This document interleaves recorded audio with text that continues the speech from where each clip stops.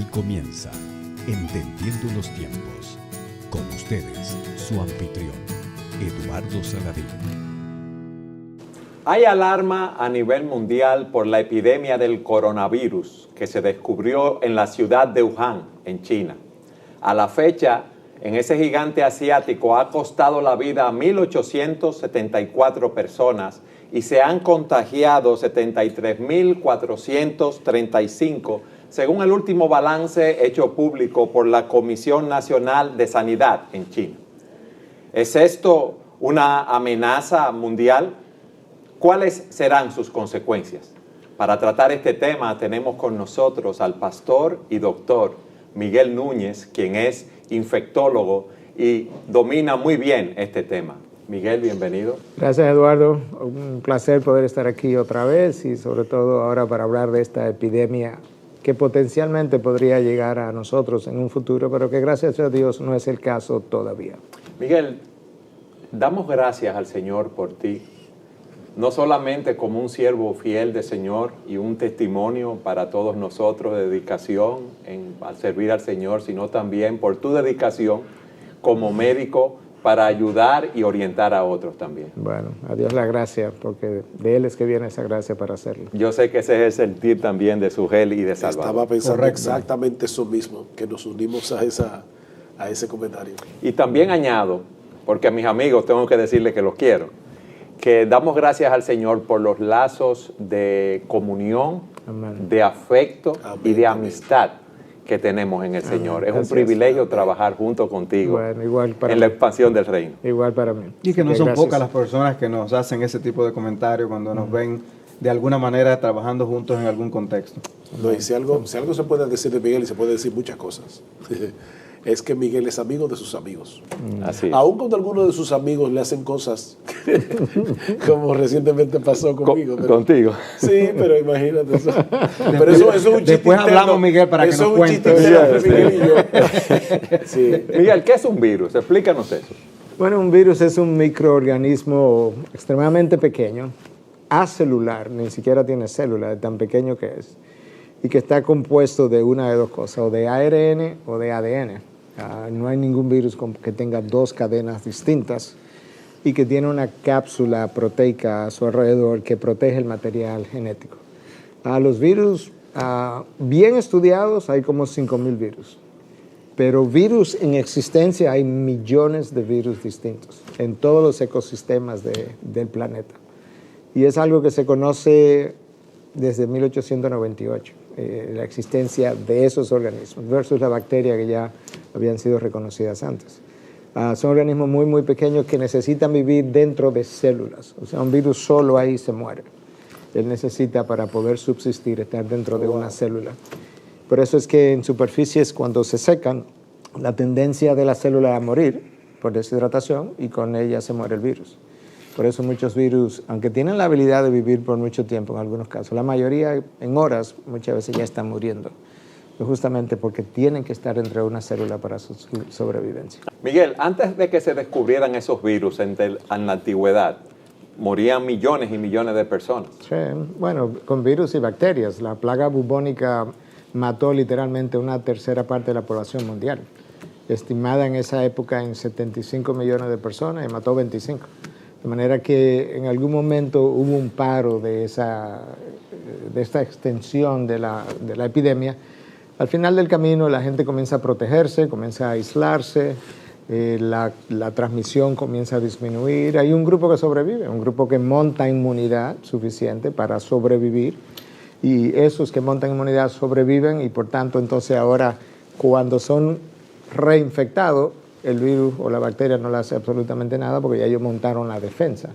Y eso es lo que pasa con las epidemias que no son tan gravosas como esta todos los años, que hay un momento, nosotros tuvimos hace 2 o 3 años aquí muchísimos casos de chikungunya, y ahora los casos son rarísimos. ¿Por qué? Porque la mayoría de la población resultó afectada, ya la mayoría tiene inmunidad, entonces ya los pacientes inmunes tampoco lo están transmitiendo a otros, y se calmó el brote, que es como le llamaríamos lo que pasó aquí con la chikungunya. Lo cual es una gran misericordia divina, que el cuerpo pueda montar inmunidad. Entonces siempre hay pacientes que sobreviven. Claro, hay algunos enfermedades como el virus del ébola, que tenía una mortalidad que iba desde un 25 a un 90%, pero ese no es el caso ahora. El caso de este coronavirus tiene una mortalidad entre 2 y 2.5, de manera que la mayoría de los pacientes van a sobrevivir, la enorme mayoría. ¿Por qué ha creado tanta alarma? Bueno, yo creo que son varios factores. En primer lugar, conocemos mucho ya en poco tiempo, pero al principio no se conocía nada. Y no sabíamos qué tan mortal iba a ser esta epidemia. Porque tenemos que recordar, no podemos perder de vista que la epidemia del MERS, que fue en Arabia Saudita, que fue un coronavirus también en el 2012, Middle East Respiratory Syndrome, la mortalidad de ese virus fue de un 35%. O sea que 1 de cada 3 pacientes murió. Bastante. Wow. Sí.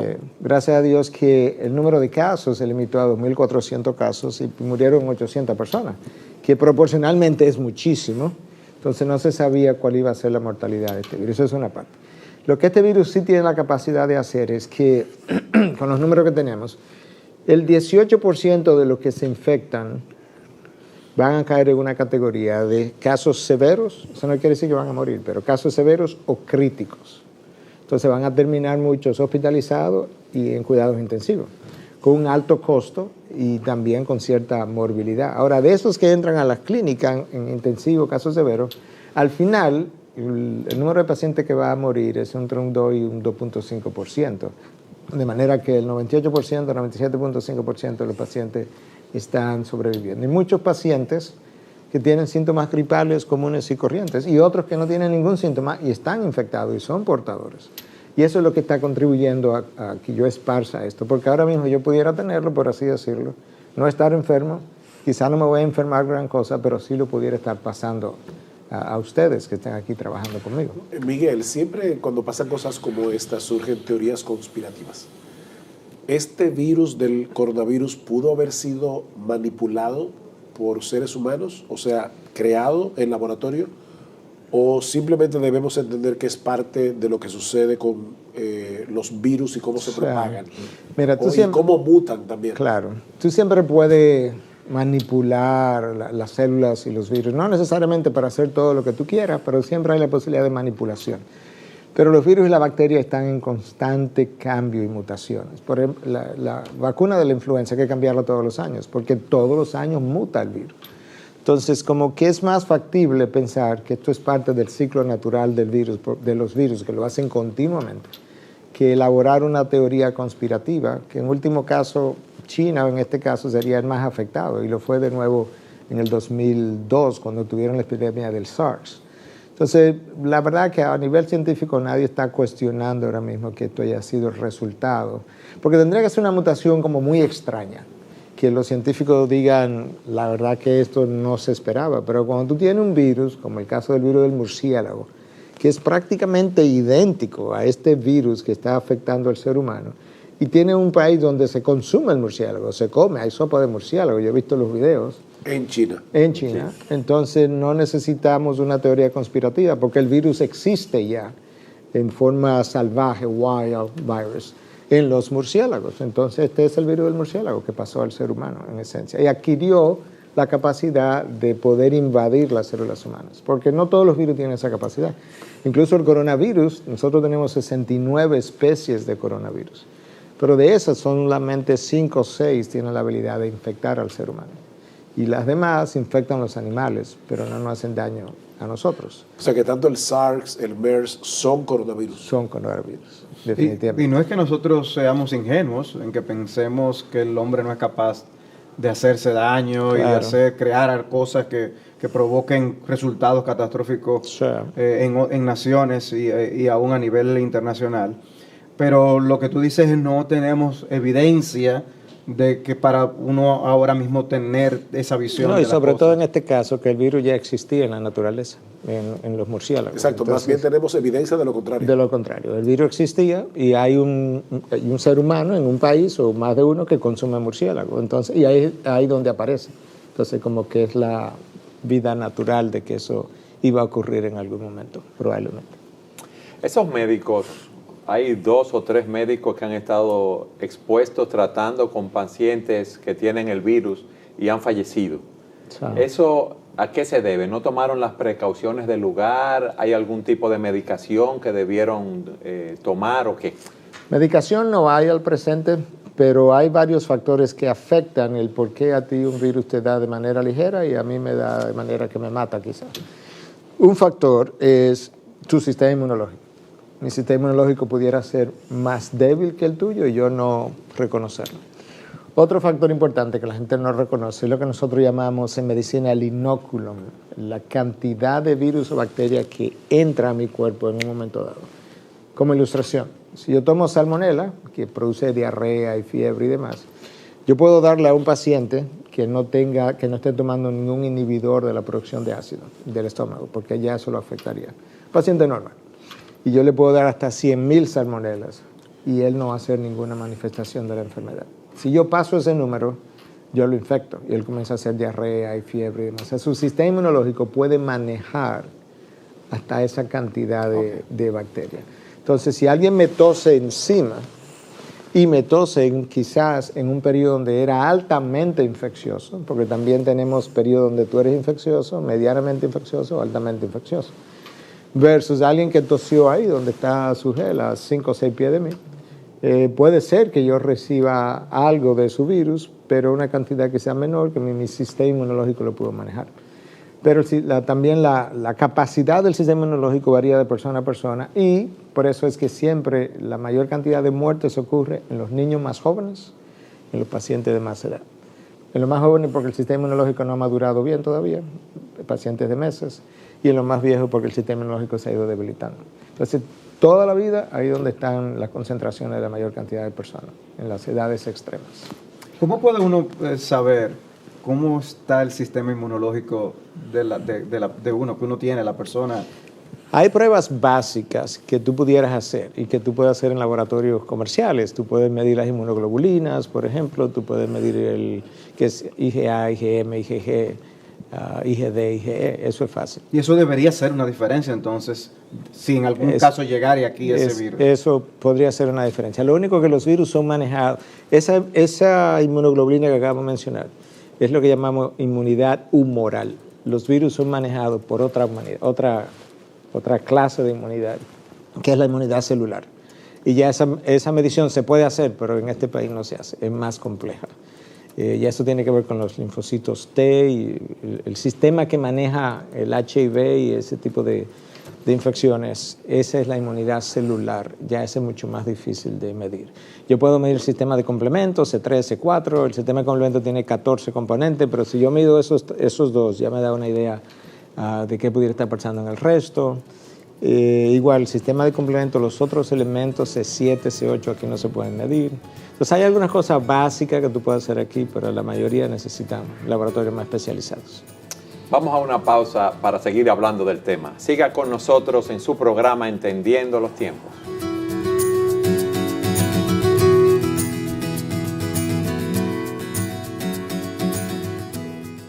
Miguel, ¿cuáles son las medidas que debemos tomar para evitar la transmisión del coronavirus? Bueno, la transmisión se da para que la gente comience a entender las medidas. Entonces, por medio de gotas, de secreciones. Yo estornudo, toso y básicamente esa es la forma de transmisión. Para compararlo, diferenciarlo de algunos virus donde yo puedo entrar aquí, toser o respirar, pasar una hora, irme y luego entrar a alguien y que aunque yo no esté aquí ni nunca me haya visto la persona, como quiera contagiarse. Eso es lo que se llama transmisión por aire. Pero tendría que ser, aunque dice, yo te oí hablando de ese tema me quedé preguntándome lo del aire. Ajá. ¿Es que el virus se queda, perdona la ignorancia, flotando en el aire? ¿O es que llega a la plataforma y la persona viene? Se queda flotando en el aire en partículas muy diminutas. Y entonces la persona viene y lo que yo estoy respirando es ese aire. Pero eso depende de cuánto tiempo dure el virus activo. Bueno, siempre y cuando haya una célula, ¿verdad?, donde él pueda alojarse, él va a sobrevivir ahí. Cuando la célula se seca o cae en una superficie y se seca, entonces el virus va a morir con la célula. Lo que pasa es que algunas de estas partículas son tan pequeñas, tan y tan pequeñas, que se quedan flotando y no acaban de bajar, no tienen como el peso de la gravedad para bajar. Eso puede pasar con el virus de la varicela. Por ejemplo, yo puedo entrar aquí con varicela, salir y luego entrar a una persona no entrar en contacto conmigo, yo nunca le tosí cerca y contraer la varicela. Pero hay algo que no entiendo, Miguel. El tiempo en que el virus se mantiene activo, entonces depende de la célula. Pero es que ese no es el coronavirus. O sea, él está hablando del tipo de virus que en el aire se contamina en el aire. Exacto, se transmiten por el aire. Exacto, son como dos cosas diferentes. Eso es cierto, pero lo que Sujel preguntaba era que si el virus dependía de la sobrevivencia de la célula. Definitivamente que sí. Porque el virus vive dentro de la célula. Él no tiene la capacidad de vivir fuera de una célula. Pero no en el aire. Entonces, no, yo entiendo el punto. Ahora, en el caso del coronavirus, ajá. Funciona igual.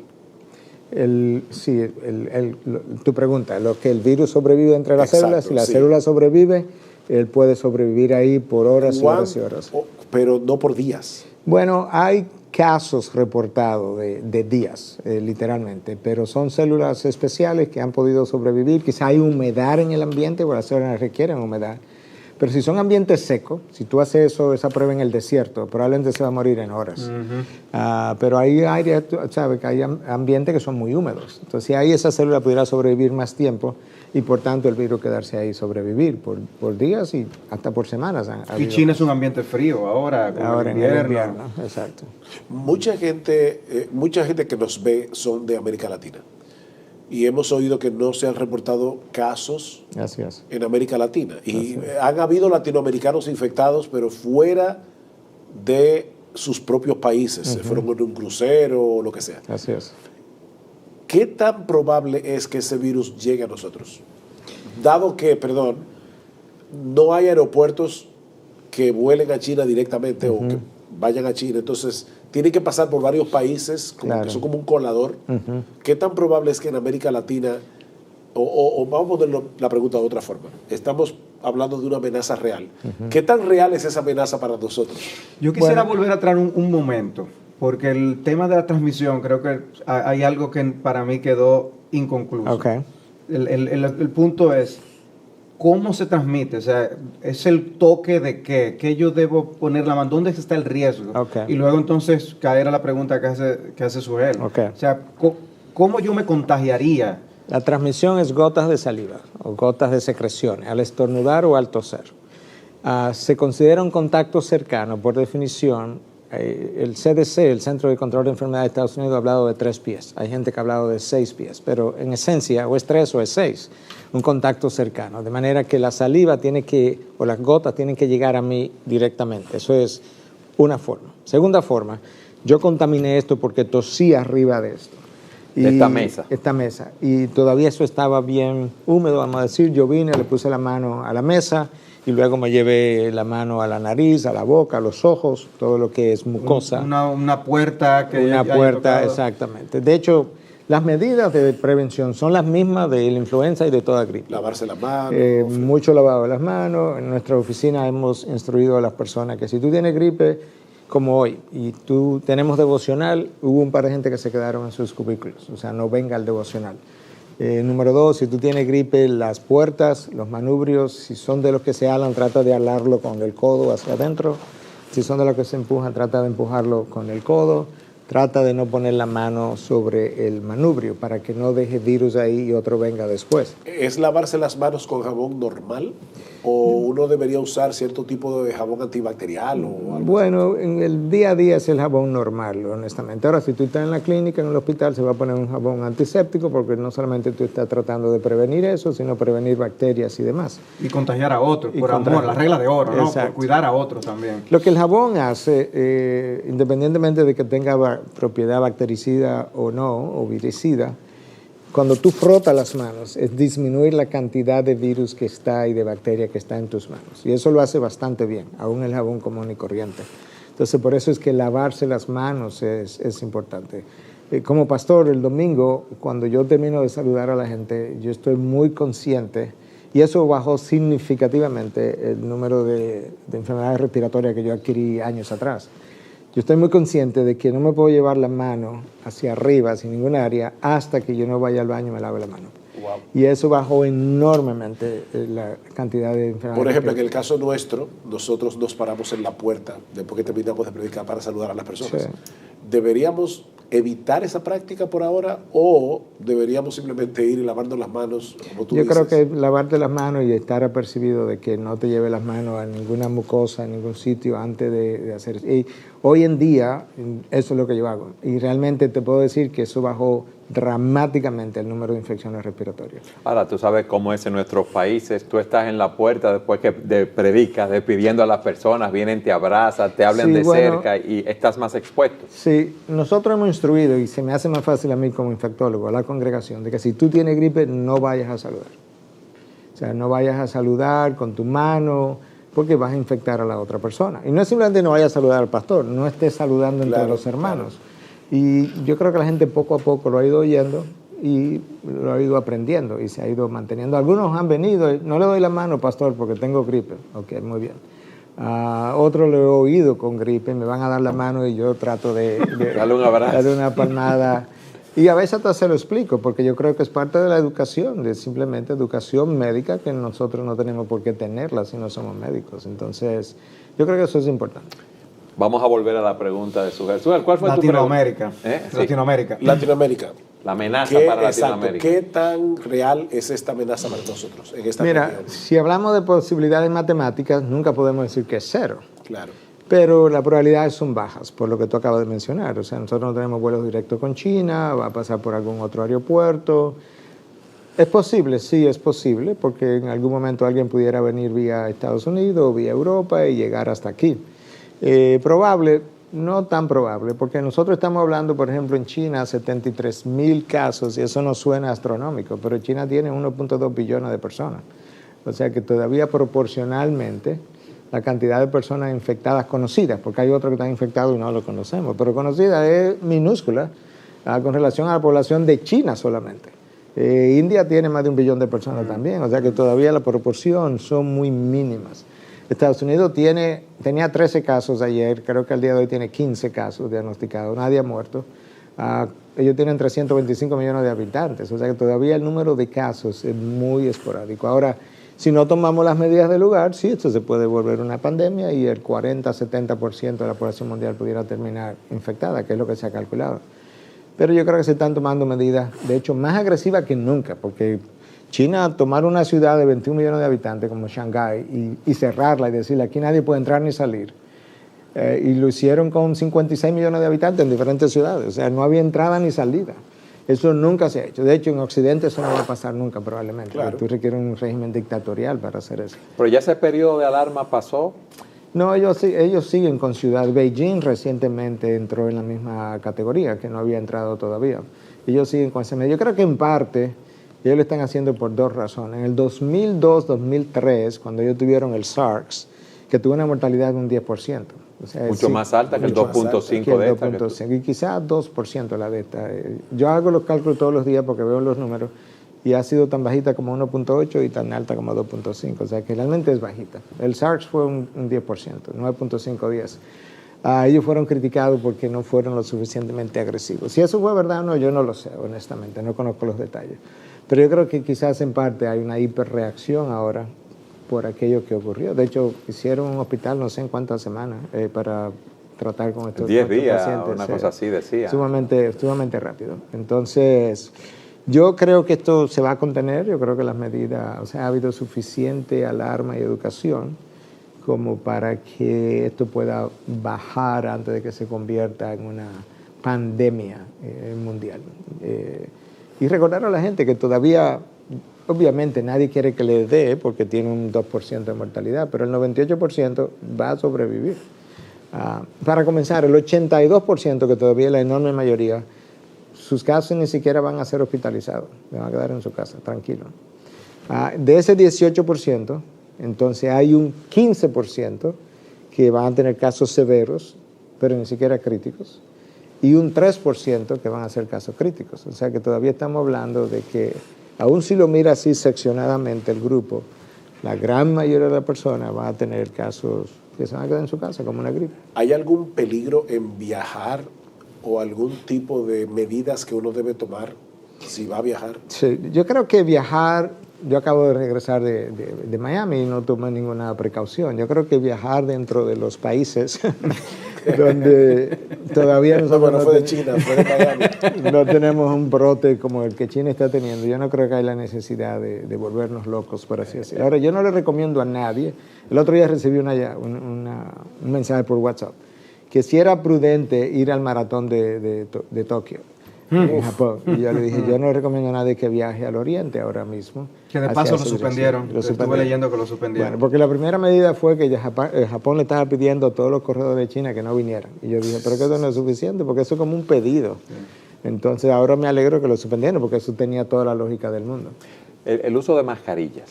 Las mascarillas pueden funcionar, pero no es la mascarilla que tú ves común y corriente que la gente está usando. Son mascarillas que tienen un nombre, N95. Son mascarillas que se ajustan mucho mejor, que tienen los poros de la mascarilla son mucho más pequeños que el poro común y corriente de la mascarilla. La mascarilla debe ser de uso único, o sea, lo usé una vez y la boté. Tuve la gente en las clínicas que... Lo repite. Sí, o sea, se la amarran aquí, entonces se desamarran aquí y se la dejan colgando de aquí para nada más tener que hacer esto. Para hacer eso, mejor no use mascarilla. Wow. Porque no protege. Porque, bueno, no solamente eso, es que tu mascarilla se contamina con el paciente y ahora donde quiera que tú vas, tú llevas el foco de contaminación aquí. Y tú vas a interactuar con otros pacientes, con otros médicos, con otras enfermeras. La recomendación es literal, que si tú vas a repetir el uso de la mascarilla, no la uses. ¿Era eso que tú te referías? Porque yo escuché algo que tú dijiste en tu iglesia, muy bueno, por cierto, y lo recomiendo, está en YouTube para todo el que lo quiera ver. Gracias. Y tú decías que mucha gente usa la mascarilla de una manera inadecuada. ¿Era eso que te referías? Eso. Y lo otro es que la mascarilla tiene que ser ajustada. La mascarilla, la mayoría tienen una piececita de metal aquí arriba para doblarla, de manera que ajuste bien y pegue bien y amarrarla bien. O sea, ambas cosas son necesarias. Nosotros tenemos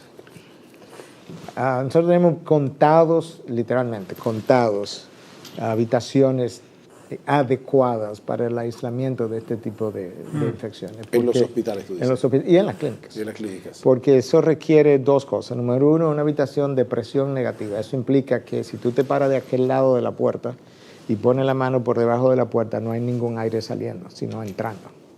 Entonces tú requieres habitaciones de presión negativa. Tiene que ser construido de esa manera. Y tú requieres también que cuando tú sales de la habitación, tú no sales al pasillo.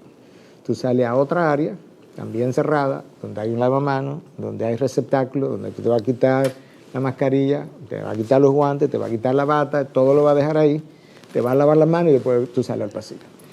Eso nosotros tenemos muy contadas habitaciones. Entonces, en otras palabras, vete a tu casa. Bueno, el paciente que no necesita ser hospitalizado, que es la enorme mayoría, debe estar en su casa, realmente, con mascarilla el paciente y mascarilla los que viven con él. Se considera que probablemente el paciente no es infeccioso 10 días después de que la fiebre cede, en el caso de este coronavirus.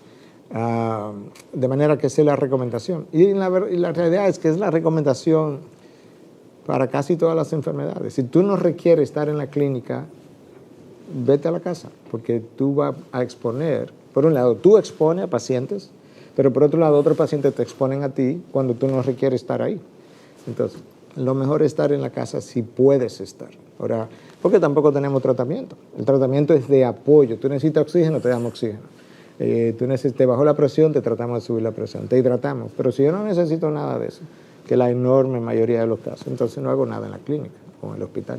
Como creyente, veo ante lo que tú dices, que no solamente debemos orar que Dios contenga el que este virus se disperse por todo el mundo, sino que también deberíamos orar que se descubra un medicamento para combatirlo. Una vacuna. Se está trabajando duramente en esa dirección, pero todo toma tiempo. Gracias a los avances genéticos de los últimos años, se ha podido acelerar el proceso de desarrollo de vacunas y demás. Bueno, de hecho, leí ahora hace unos días que en diciembre pasado Estados Unidos aprobó una vacuna para el virus del ébola y que es altamente efectiva. Ya tienen 100,000 personas vacunadas. Eso se desarrolló rápidamente porque las primeras pruebas en humanos se hicieron entre el 2014 y el 2016 y ya está siendo aplicada a nivel comercial. Eso es rápido porque El desarrollo de un antibiótico a veces puede tomar 20 años. Y el costo del desarrollo de un antibiótico pudiera ascender hasta $1.000 millones. Esa es la razón por la que tú no tienes antibióticos desarrollándose todos los meses. Porque, de hecho, el número de antibióticos que llega finalmente al mercado es probablemente como un 10% del número de antibióticos que iniciaron estudios. O sea que se gastó un dineral que nunca se recuperó, porque nunca llegó a mercado. Y aún así te puede costar, no cada antibiótico cuesta eso, pero cada antibiótico cuesta varios cientos de millones de dólares. Pero hay antibióticos que han costado más de $1.000 millones desarrollar. Nuestro programa se llama Entendiendo los Tiempos, analizando la actualidad desde una perspectiva bíblica. Hemos visto la perspectiva médica del coronavirus. Gracias. Ahora, yo quería que ustedes, que son 3 teólogos, nos dieran la perspectiva bíblica y teológica. Sujel, ¿por qué existen los virus? Eso no debería existir. La gente no entiende el impacto que ha tenido la entrada del pecado en el mundo. Mucha gente no lo entiende. La Biblia dice que Dios creó un mundo perfecto. Sin embargo, el hombre pecó y vino una maldición de parte de Dios por causa del pecado. Porque nuestro Dios es un Dios justo. Pero no solamente se trata del hecho de que Dios castigó el mundo por causa del pecado del hombre. El hombre es el corregente de la creación. Dios colocó a Adán para ser corregente de la creación que Dios había hecho, Adán y Eva. Sin embargo, el hombre pecó y al rebelarse contra Dios, el hombre arrastró esa rebelión a nivel, vamos a decir así, cósmico o universal. Es como si nuestro presidente le declara la guerra a otra nación, todos nosotros estamos en guerra. No es porque él lo hizo no como individuo, sino como nuestro representante. Bueno, Adán le planteó una guerra a Dios como nuestro representante y el mundo fue maldito por causa del pecado. Lo que mucha gente yo creo que no entiende es que cuando Dios le dijo al hombre, si me desobedeces morirás, no era solo una advertencia, era una advertencia, pero era también una declaración. ¿A qué yo me refiero? Dios es la fuente de todo bien y Dios es la fuente de la verdadera vida. Si te apartas de Dios, la consecuencia no es simplemente porque Dios te va a castigar, es que tú también tomaste una decisión de alejarte de la fuente de todo bien y de alejarte de la fuente de vida. Así que la única cosa que te queda es morir. Entonces esa muerte a la que todos estamos expuestos tiene que ver con la entrada del pecado. Pablo dice en Romanos, el pecado entró en el mundo por un hombre y por el pecado la muerte. Entonces no solamente los virus, todo lo que pasa en la creación, que la gente se lo atribuye a la naturaleza, no es algo impersonal, es un castigo personalizado de parte de Dios a una humanidad caída que ha decidido vivir de espaldas a Dios, que es la fuente de todo bien y que es la fuente de la vida. O sea que lo que estamos experimentando ahora es fruto de la desobediencia del pecado del hombre. Sí. Yo quiero que hablemos más sobre ese tema en el próximo segmento. Siga con nosotros en su programa Entendiendo los Tiempos.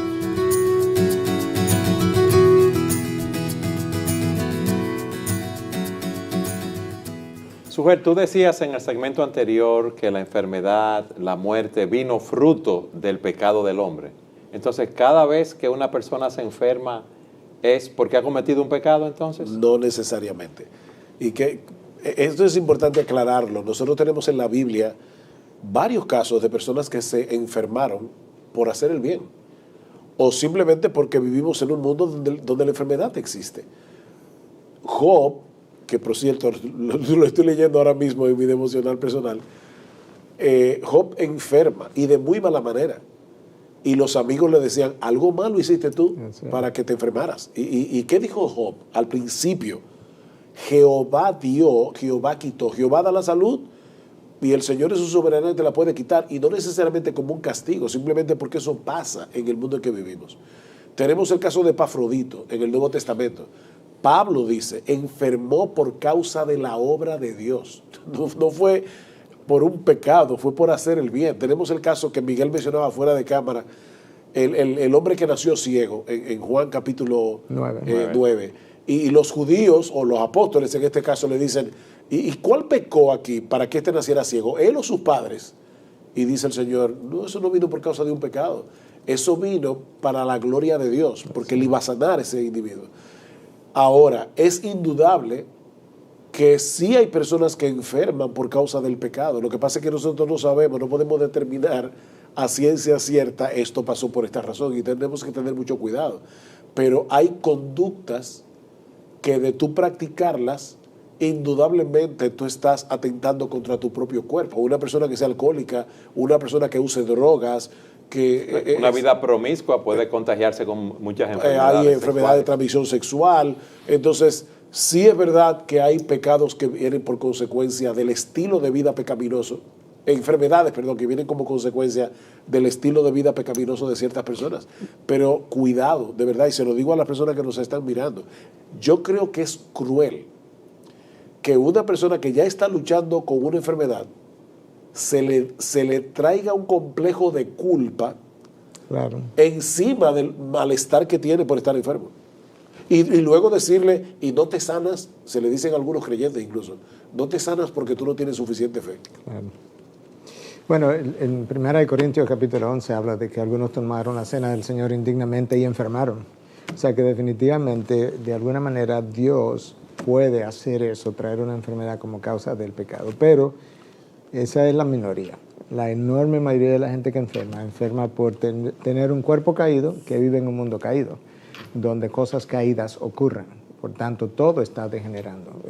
Aunque no sea una bacteria, un virus, mi corazón está degenerando eventualmente. Las arterias se están endureciendo, el cerebro está muriendo poco a poco, mis ojos se van deteriorando. Vivimos en un cuerpo en deterioro justamente porque vivimos en un mundo que fue maldito, como Sugel dijo en Génesis 3, y de ahí en adelante mucho de lo que vivimos es pura consecuencia natural del ambiente, del hábitat en el que yo existo simplemente. En el segmento anterior tú hablabas de cómo se transmiten estos virus. El hecho de que yo sea cristiano, si uno de ustedes tiene el coronavirus y tosió, y yo pasé por ahí y me infecté, ¿cuál fue mi pecado? Simplemente estaba aquí, alguien tosió y me enfermé. Claro. El hecho de que yo sea cristiano no me protege ese sentido. ¿Y desde cuándo en cuándo se repite esta interrogante que se levanta en las personas de por qué ocurren estas cosas malas en el mundo? Ocurrió cuando vino el tema del SIDA.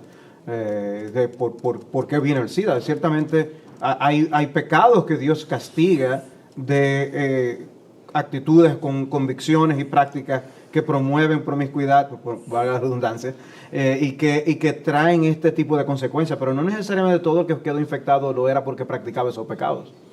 Y lo mismo creo que nosotros tenemos que tener conciencia con este tipo de enfermedades.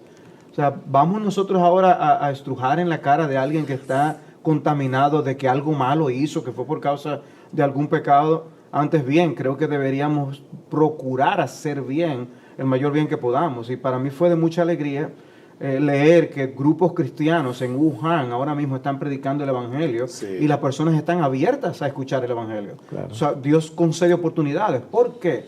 Porque probablemente muchas de esas personas no iban a mostrar interés por el Evangelio, estando en perfecto estado de salud y sin ningún riesgo a su alrededor. Pero ahora este ambiente de riesgo les hace sensibles a la realidad de que la muerte está a la puerta de la esquina y yo debo prepararme para esa realidad.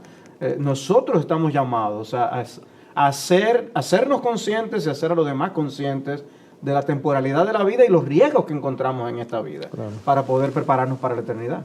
Algunas personas citan el texto de Isaías que dice, Él llevó nuestros pecados, Él llevó nuestras enfermedades y quitó nuestros dolores. Entonces, dice, bueno, si por la obra de Cristo Él quitó nuestras enfermedades, llevó nuestros dolores, si yo interpreto eso de esa manera, y no es un chiste lo que voy a decir, pero si yo me doy un martillazo clavando un clavo y le doy a mi dedo, si yo creo que eso es literal así, no debería dolerme. Claro.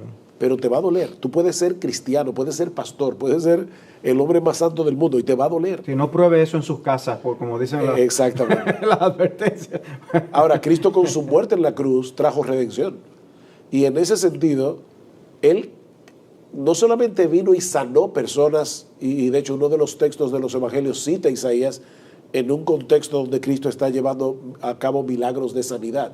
Pero a final de cuentas, todos nosotros como cristianos vamos a sanar de todas las enfermedades cuando estemos en gloria. O sea que tú vas a sanar, tarde o temprano vas a sanar, de una manera o de otra. O Dios te sana temporalmente y Él lo puede hacer, o Dios te va a sanar en la eternidad cuando llegues a la gloria. Ya todas las células cancerosas de las enfermedades serán quitadas y todas las enfermedades desaparecerán.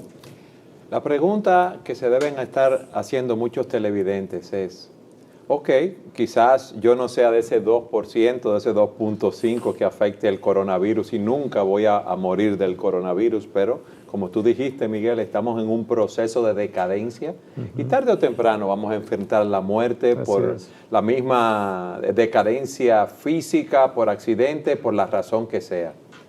¿Cómo yo me preparo para morir? ¿Puedo hacer otra pregunta antes de esa, Eduardo? Sí, con gusto. ¿Al mismo Miguel? Sí. Yo creo que también otros se están preguntando, porque esa pregunta ya como final, pero alguien puede estarse preguntando, ¿es esto un síntoma de que el mundo se está terminando, de que se está acabando el mundo? Todas estas cosas que pasan. Si lo fuera, no lo supiéramos, porque honestamente la realidad es por varias razones. Pensando históricamente y médicamente, en 1200 y tanto fue la plaga bubónica y vamos por el 2020 y el mundo no ha terminado. Y sin embargo, 1/3 de la población mundial. Si hubo un momento para pensar que se está acabando el mundo, fue en ese momento, porque 1/3 de la población es mucha gente, es 1 de cada 3 personas que tú conoces que estaba muriendo. Y no fue el caso. Entonces, la Biblia habla de epidemias y demás que pudieran estar ocurriendo hacia los últimos días, sí, pero hemos tenido epidemia siempre. La pregunta sería cuándo, cómo, cuáles y cómo las reconoceríamos. Entonces, yo creo que esto tendríamos que verlo más a la luz de lo que ha venido pasando en la historia de la humanidad. Y pasó en el 2002, y pasó en el 2003, 2012 en Saudi Arabia Saudita, y ahora lo tenemos aquí. Honestamente, esta no es la peor epidemia. Esta es una epidemia, nadie quiere que se extienda, porque al final va a morir mucha gente. Pero ahora mismo estamos hablando de 1.874 muertes. Estados Unidos tiene 10.000 muertes ya en este año por influenza. Claro, mucho más casos, 19 millones de habitantes quedaron infectados, pero murió más gente que lo que han muerto con este virus. Y todos los años es la misma historia en Estados Unidos. O sea que, y eso tiene años y años ocurriendo. Yo creo que es más natural pensarlo de esa forma. No, y lo sorprendente es que Cristo mismo dijo, vendrán guerras, terremotos, etcétera. Y estos son principios de dolores, pero no necesariamente son señales del fin, porque siempre habrán estas cosas. Ahora, esos principios de dolores quiere decir, el mundo está de parto. Claro. Y esos dolores van a irse intensificando cada vez más. Ahora, ¿cuánto tiempo va a durar el parto? Hay mujeres que dan a luz en 3 pujos. Hay mujeres que dan a luz en 24 horas con dolor. Entonces no sabemos cuánto tiempo va a durar. Ahora, Miguel, la muerte. A mí me llama la atención tanto desarrollo, tanta tecnología, tantas personas que parecen tan seguras de sí mismos, y cuando viene una situación como esta, entran en pánico inmediatamente, porque ese temor está en el corazón de todos los hombres. Bueno, yo creo que hay varias cosas que pudiéramos decir. En primer lugar, el ser humano le tiene miedo a lo desconocido. Vamos a comenzar por ahí de manera general. Y eso es tan sencillo como el que se va a mudar a un país con un idioma que no conoce, un ambiente que no conoce, él va con cierto temor. Entonces resulta que la vida de aquel lado es todavía más desconocida. Entonces yo creo que muchos tienen miedo, comenzando por lo general, a lo desconocido. ¿Qué es lo que me espera? En segundo lugar, yo creo que al final de la vida, para aquellos que no conocen a Cristo, yo creo que hay un cierto temor de que, ¿y si hay un Dios? ¿Y si yo me voy a tener que enfrentar a Él? Porque hay algo que Dios ha puesto en el corazón del hombre. El hecho mismo de tener su imagen y semejanza en cada ser humano transmite algo de ese conocimiento de Dios. Entonces yo creo que mucha gente comienza a hacerse esa pregunta y comienza el temor entonces, porque sabe cómo ha vivido. Y sabe también que ya no hay otra oportunidad, a menos que le hayan enseñado la reencarnación, lo cual en la mayoría del mundo no es lo que se cree. Bueno, a mí nunca se me olvida que la esposa de Brezhnev, el expresidente de Rusia, cuando estaba ahí bajo cámara de televisión y se iban a llevar el cadáver en el ¿cómo se llama? El ataúd, en rueditas y demás, justo antes de llevárselo, ella se voltea, gente ateas, y le hace la señal de la cruz. veces. Y alguien vino posteriormente y le preguntó que por qué hizo tal cosa. Y su respuesta fue, por si acaso. Entonces tú puedes ver que hay un temor a que yo me voy a tener que enfrentar a un Dios final. ¿Qué pasa con el cristiano que le tiene miedo a la muerte? Porque eso todavía es como más chocante. Y a mí me ha tocado acompañar a mucha gente en sus horas finales, creyentes y no creyentes. Y en ambos he encontrado temor a la muerte. Yo creo que ese cristiano nunca hizo varias cosas. Nunca pensó lo suficiente en la eternidad de la vida y siempre vivió como más con una mentalidad del aquí y el ahora.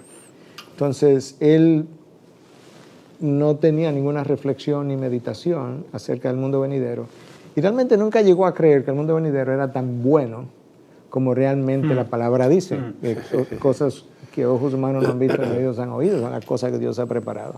Entonces, la falta de meditación, reflexión acerca de la vida venidera y de la bondad y de lo gozosa y lo eterna y lo libre de todo mal que esa vida tiene. Yo creo que es una de las causas, porque ahora de repente estoy casi a punto de morirme y yo no he reflexionado acerca de esto. Compara eso con Pablo, que dice, yo prefiero irme, pero si por causa de ustedes tengo que quedarme, pues me quedo. Pero por ustedes, no porque yo no me quiera irme. Para mí es mucho mejor estar con el Señor. Él tenía su mente en la eternidad hace tiempo. O la gente descrita en el libro de Hebreos, capítulo 11, que dice que vio las promesas de lejos, las saludó, nunca recibieron una sola de esas promesas y sin embargo la abrazaron, la recibieron como si la hubiesen estado recibiendo en verdad. Esa gente no tuvo problema con morir. De hecho, el texto dice que el mundo no era digno de ellos, de cómo vivieron. Entonces yo creo que el cristiano, ahora hablándole al cristiano, necesita desarrollar una mentalidad de la eternidad que es más real y más día a día de lo que él realmente ha hecho en su vida. Y lamentablemente no lo hacen. Estamos muy aferrados. Yo tengo solteros que me han dicho, yo quiero que Cristo venga, pero yo quisiera experimentar eso. O sea, esa es como la relación sexual. O he tenido madres que me han dicho, yo quisiera que Cristo venga, pero después que yo tenga nietos. Y siempre mi respuesta ha sido, o sea, tú piensas que la experiencia de tener nietos o de tener intimidad sexual es superior a la experiencia que te está esperando en la eternidad. Eso es lo que tú estás pensando. Porque si lo estás pensando así, estás desfasado. Y esa es la única manera como pudiera estarlo pensando. Porque aquello no siquiera se compara con esta experiencia que tú vas a tener. Pablo dice no solamente eso, no dice los sufrimientos del tiempo presente no son comparables con la gloria venidera que en nosotros ha de manifestarse. Romanos 8:18. Lo que pasa es que el método de publicidad que usa el mundo es muy fuerte y poderoso. Las películas que se están promocionando, que vienen, o sea, las personas no saben cómo es la película, pero están locas por verla. Y después que la ven, dicen, pero eso era. Exacto. O sea, hay cosas que no vale la pena verlas, no son tan necesarias realmente. Y yo creo que cuando lleguemos a la gloria, será ver como, no, pero esa era la película de antes, era eso lo que yo quería, era la relación sexual, era el tener nietos. La verdad que mal estaba yo que lo veía de esa manera. Y Pablo tenía esa mente tan en la otra vida que tú sabes todo lo que pasó Pablo, ¿verdad? Yo creo que después de Cristo, yo creo que él es el cristiano que más pasó. Posiblemente, y él dice, esta aflicción leve y pasajera.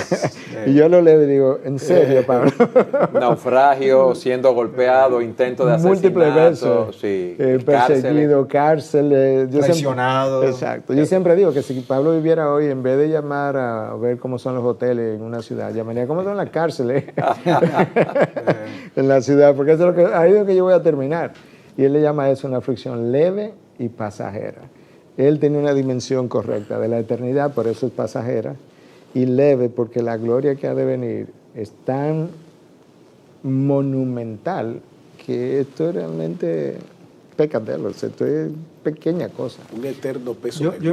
Pero tenemos que prepararnos, como tú dices, Miguel, meditando en esa eternidad. Absolutamente. ¿Tú ibas a decir, Salvador? Es el hecho de que obviamente terminamos con esta nota el programa, ¿no? Hablando de la parte bíblica de evaluar esta realidad, pero hemos tratado la otra parte de cómo tratar científicamente, médicamente el problema, porque no es que no queremos ser también prácticos en esta vida, no es que no queremos ser responsables a la hora de manejar estas amenazas, o sea, cuidémonos, pero tengamos nuestra confianza en el Señor. O sea, seamos responsables, pero al mismo tiempo responsables con la vida venidera y las promesas que Dios nos ha dado para vivir como creyentes, para enfrentar esas notas negativas de una forma piadosa y que honre el nombre de nuestro Dios. Amén.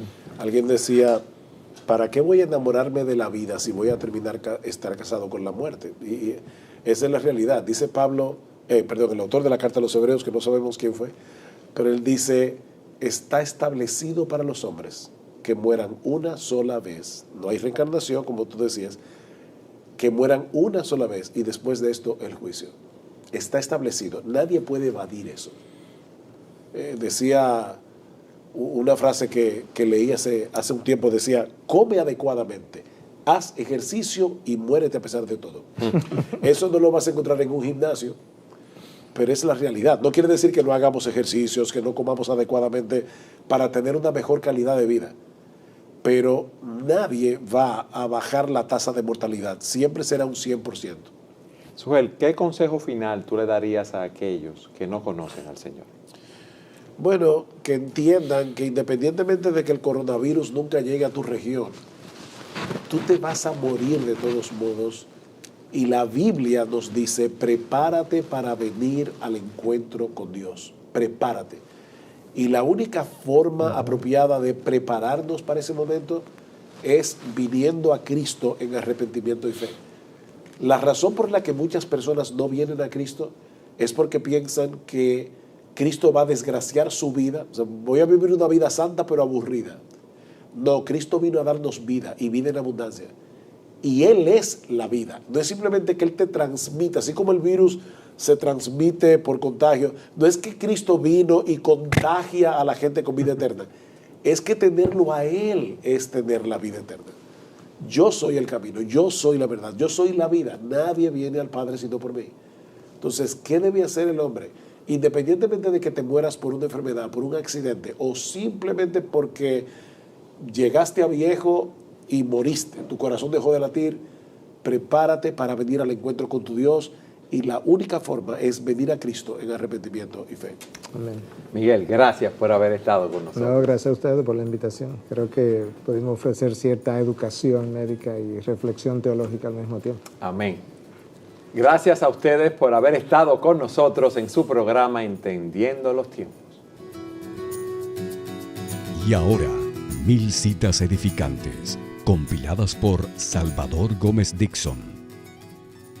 En el programa de hoy hemos hablado acerca de la enfermedad del coronavirus y con respecto a este tema de las enfermedades y cómo Dios es sabio, poderoso y soberano para usar estos males para producir muchos bienes, hay una cita de Juan Carlos Ryle que yo quisiera compartir.